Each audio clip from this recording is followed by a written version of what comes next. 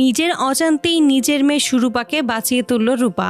এমনটাই হতে চলেছে অনুরাগের ছোঁয়ার পরবর্তী পর্বে। হসপিটালে দেখা যায় অতনুবাবু নিজের মেয়ের চিন্তায় ভেঙে পড়ে।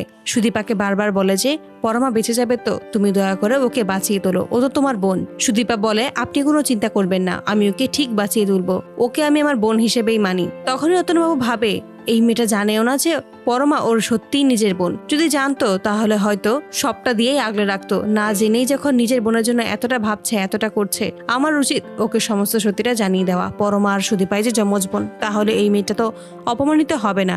এই মেয়েটা বলতে পারবে এই পৃথিবীতে তার একটা রক্তের সম্পর্ক আছে, তার একটা বোন রয়েছে। অপরদিকে বাড়িতে দেখা যায় রূপা কোনোভাবেই নিজেকে আর ধরে রাখতে পারে না।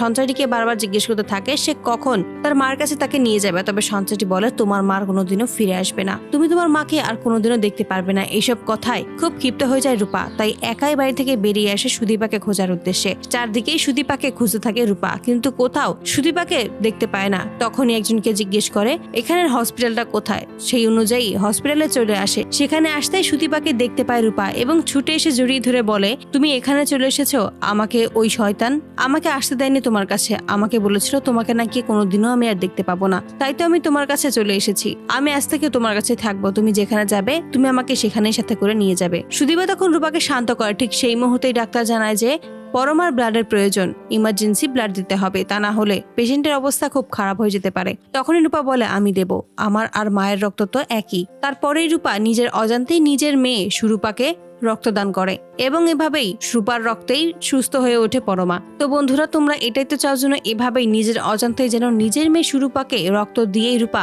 বাঁচিয়ে তুলতে পারে। মতামতটি অবশ্যই জানাতে ভুলবে না। এমন ভিডিও আরো পেতে চ্যানেলটি অবশ্যই সাবস্ক্রাইব করে আমাদের পাশেই থাকবে।